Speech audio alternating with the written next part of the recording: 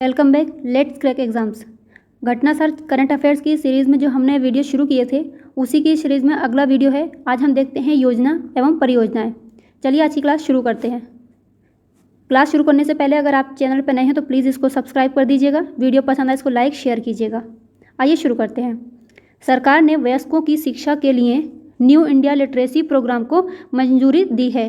फरवरी 2022 में शिक्षा मंत्रालय ने वयस्क शिक्षा के सभी पहलुओं को समाहित करने के लिए वित्त वर्ष 2022 से 2027 की अवधि के लिए न्यू इंडिया लिटरेसी प्रोग्राम नामक योजना की शुरुआत की है। किसने की है? शिक्षा मंत्रालय ने। New India literacy programme. इस योजना का उद्देश्य प्रौढ़ शिक्षा को राष्ट्रीय शिक्षा नीति 2020 और बजट घोषणा 2021-22 के सभी पहलुओं से जोड़ना है। सरकार ने अब देश में शिक्षा शब्द को सभी के लिए शिक्षा के रूप में बदल दिया है। वित्त वर्ष 2022 से 27 के लिए न्यू इंडिया लिटरेसी प्रोग्राम का कुल परिव्यय कितना है? 1027.90 करोड़ रुपए है, जिसमें क्रमशः 700 करोड़ रुपए केंद्र सरकार का होगा और 337.90 करोड़ रुपए का हिस्सा राज्य सरकार का होगा। राष्ट्रीय सूचना विज्ञान केंद्र NCERT और NIOS के सहयोग से online teaching learning and assessment system का उपयोग करके प्रतिवर्ष 1 करोड़ की दर से 5 करोड़ शिक्षार्थियों का लक्ष्य निर्धारित किया गया है। ये योजना देश के सभी राज्यों, केंद्र शासित प्रदेशों में 15 वर्ष और इससे अधिक आयु के गैर साक्षर लोगों को कवर करेगी। 2011 की जनगणना के अनुसार देश में 15 वर्ष और उससे अधिक आयु वर्ग में निरक्षरों की कुल संख्या कितनी थी? 25.76 करोड़। उसमें पुरुष थे 9.08 करोड़ और महिलाएं थी 16.68 करोड़ हैं। स्त्री मनोरक्ष परियोजना महिला और बाल विकास मंत्रालय और निमहंस बेंगलुरु के सहयोग से भारत में महिलाओं के मानसिक स्वास्थ्य में सुधार के लक्ष्य के साथ 2 मार्च 2022 को स्त्री मनोरक्ष परियोजना की शुरुआत की गई है। स्त्री मनोरक्ष परियोजना की शुरुआत कब की गई? 2 मार्च 2022 को। इस परियोजना का उद्देश्य पूरे भारत में 6000 OSC कार्यकर्ताओं को मानसिक स्वास्थ्य प्रशिक्षण देना है। वन स्टॉप सेंटर ने कोविड समय के दौरान सराहनीय प्रदर्शन किया। देश भर में पहले से ही 700 से अधिक वन स्टॉप केंद्र चल रहे हैं। PMFME योजना केंद्रीय खाद्य प्रसंस्करण उद्योग मंत्री तथा नेफेड के वरिष्ठ अधिकारियों ने 5 जनवरी 2022 को दिल्ली में प्रधानमंत्री सूक्ष्म खाद्य प्रसंस्करण उद्यमों के औपचारिकरण योजना के अंतर्गत एक जिला एक उत्पाद के 6 ब्रांड शुरू किए हैं। किसने शुरू किए हैं? प्रधानमंत्री सूक्ष्म खाद्य प्रसंस्करण उद्यमों के औपचारिकरण के अंतर्गत एक जिला एक उत्पाद के 6 ब्रांड, कितने ब्रांड हैं? 6 ब्रांड शुरू किए गए हैं।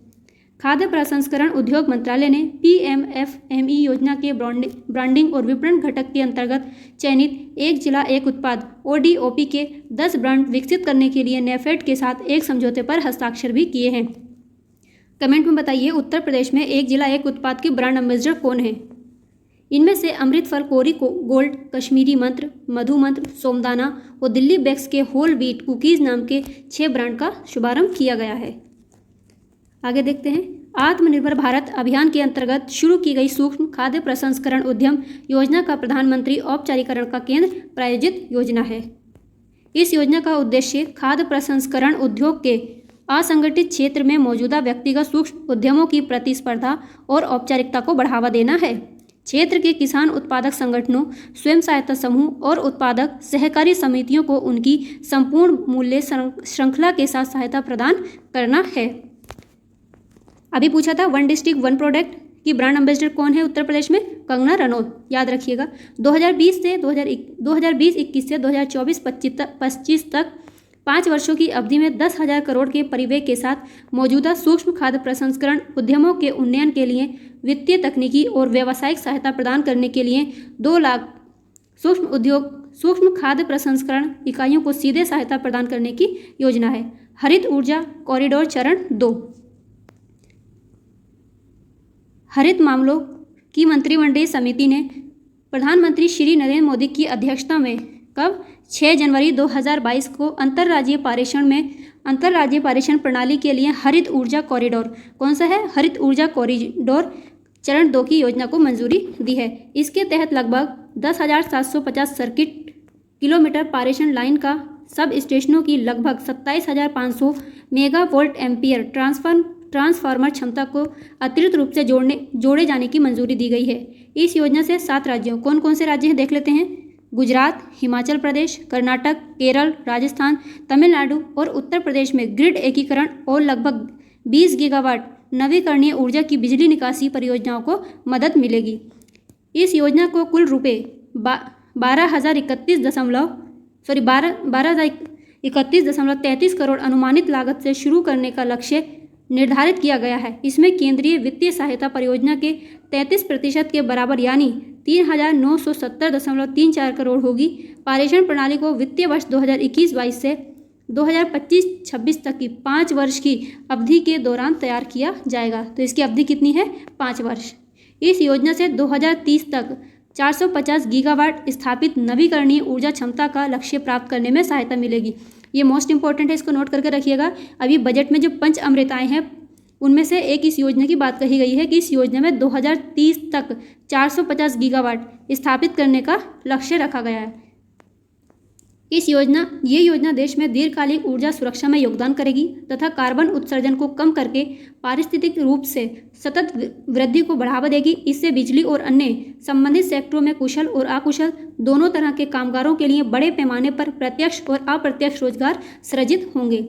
ये योजना GIC चरण 1 के अतिरिक्त है, जो ग्रिड एकीकरण तथा लगभग 24 गीगावाट नवीकरणीय ऊर्जा निकासी के संदर्भ में आंध्र प्रदेश, गुजरात, हिमाचल प्रदेश, कर्नाटक, मध्य प्रदेश, महाराष्ट्र, राजस्थान और तमिलनाडु में पहले से चल रही है। उम्मीद है कि 2022 तक ये पूरी हो जाएगी। गाइस, क्लास पसंद आ रही है तो प्लीज़ इसको लाइक कीजिएगा। जिन सब स्टेशनों के पास रुपये 4,056.67 करोड़ रुपए की केंद्रीय वित्तीय सहायता सहित रुपये 10,141.68 करोड़ की अनुमानित लागत वाली पारेषण परियोजनाएं हैं, ये योजना उन सब स्टेशनों में 9,700 सर्किट किलोमीटर अतिरिक्त पारेषण लाइनों और उनमें 22,600 MVA के अतिरिक्त क्षमता जोड़ने के लिए है।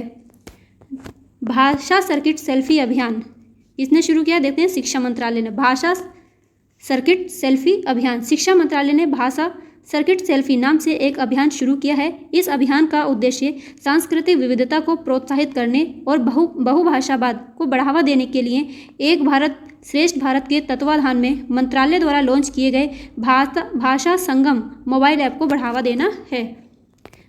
याद रखिएगा, किसका है ये? भाषा सर्किट सेल्फी अभियान किसका है? शिक्षा मंत्रालय का है। और इसका क्या उद्देश्य है? इसका उद्देश्य है सांस्कृतिक विविधता को प्रोत्साहित करने और बहुभाषावाद को बढ़ावा देने के लिए एक भारत श्रेष्ठ भारत के अंतर्गत भाषा संगम मोबाइल ऐप को बढ़ावा देना है। भाषा संगम मोबाइल ऐप को कब लॉन्च किया गया था? भाषा संगम मोबाइल ऐप को 31 अक्टूबर 2021 को शिक्षा और कौशल विकास मंत्री श्री धर्मेंद्र प्रधान द्वारा भारतीय भाषाओं के प्रचार पर जोर देने के लिए लॉन्च किया गया था। तो इसकी लॉन्च डेट क्या है? भाषा संगम मोबाइल ऐप की 31 अक्टूबर 2021। ऐप को शिक्षा मंत्रालय और माई गोव इंडिया के द्वारा, किसके द्वारा? ऐप को शिक्षा मंत्रालय और माई गोव इंडिया के द्वारा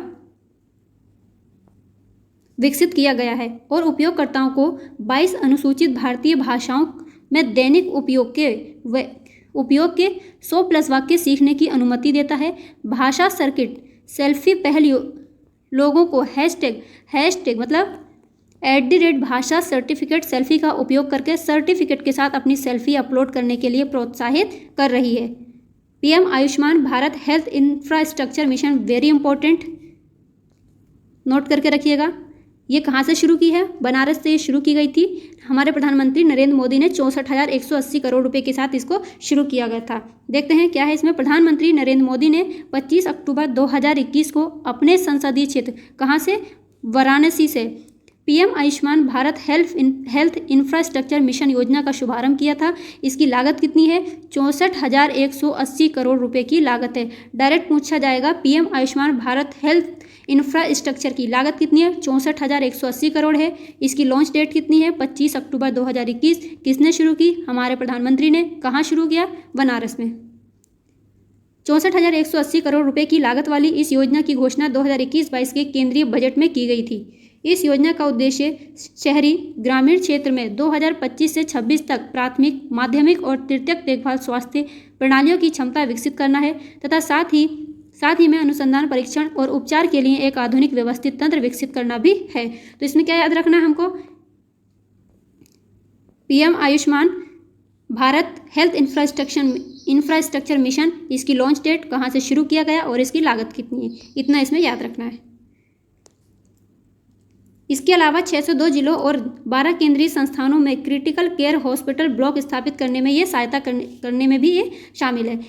राष्ट्रीय रोग नियंत्रण केंद्र तथा इसकी 5 क्षेत्रीय शाखाओं को 20 महानगरीय स्वास्थ्य निगरानी इकाइयों को मजबूत करना भी इस योजना का लक्ष्य रखा गया है। योजना के तहत एक स्वास्थ्य के लिए एक राष्ट्रीय संस्थान, वायरोलॉजी के लिए 4 नए राष्ट्रीय संस्थान, कौन कौन से? WHO, दक्षिण पूर्वी एशिया क्षेत्र के लिए एक क्षेत्रीय अनुसंधान मंच, 9 जैव सुरक्षा स्तर 111 प्रयोगशालाएं स्थापित की जाएंगी।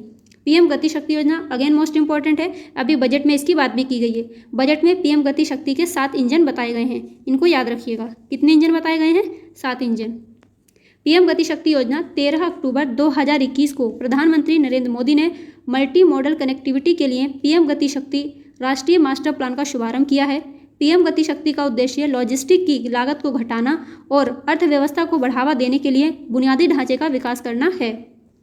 बुनियादी ढांचे के समग्र विकास हेतु इस योजना के लिए 100 लाख करोड़ रुपए का वित्तीय आवंटन किया गया है।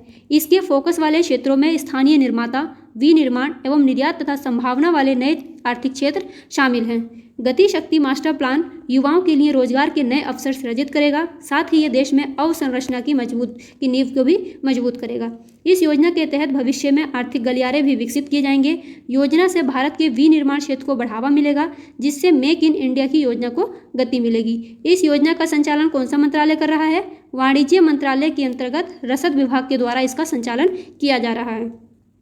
इस योजना के तहत 16 मंत्रालयों और उनके विभागों जैसे रेल विभाग, नागरिक उड्डयन, पेट्रोलियम, इलेक्ट्रॉनिक्स, सूचना प्रौद्योगिकी, जहाजरानी, सड़क परिवहन, कपड़ा, खाद्य संस्करण, कृषि, उद्योग एवं स्वास्थ्य को एक मंच पर लाया जाएगा। अटल मिशन अमृत 2.0 12 अक्टूबर कब शुरू किया गया? 12 अक्टूबर 2021 को। किसने शुरू किया? हमारे प्रधानमंत्री नरेंद्र मोदी जी की अध्यक्षता में हुई केंद्रीय मंत्रिमंडल की बैठक में नवीकरणीय और शहरी परिवर्तन के लिए अटल मिशन अमृत 2.0 को वर्ष 2025 से 26 तक के लिए मंजूरी प्रदान की गई है। कब तक मंजूरी दी गई है? 2025 से 26 तक। कब लॉन्च डेट है इसकी? 12 अक्टूबर 2021।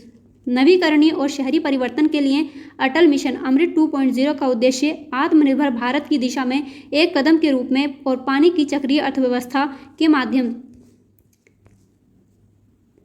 से शहरों को जल सुरक्षित एवं आत्मनिर्भर बनाना है। अमृत 2.0 के लिए कुल सांकेतिक परिव्यय राशि कितनी है? 2,77,000 करोड़ रुपए है। इसमें वित्त वर्ष 2021-22 से वित्तीय वर्ष 2025-26 तक 5 वर्षों के लिए 76,760 करोड़ रुपए का केंद्रीय हिस्सा शामिल है। तो केंद्र का कितना है इसमें हिस्सा? 76,760 करोड़ रुपए।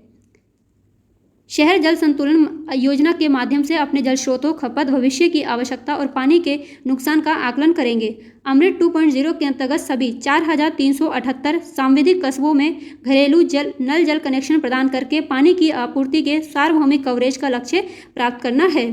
500 अमृत शहरों में घरेलू जलमल निकासी और प्रबंधन 100% कवरेज लक्षित किया गया है। इस मिशन का लक्ष्य 2.68 करोड़ नल connection, 2.64 crore sewer septage connection प्रदान करना है।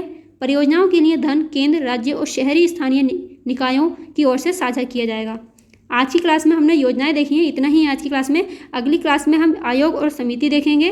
अगर आपको वीडियो पसंद आया तो प्लीज़ इसको लाइक और शेयर कीजिएगा और चैनल को सब्सक्राइब कीजिएगा। मिलते हैं अगली क्लास में, तब तक के लिए अपना ख्याल रखिए, पढ़ते रहिए। बाय।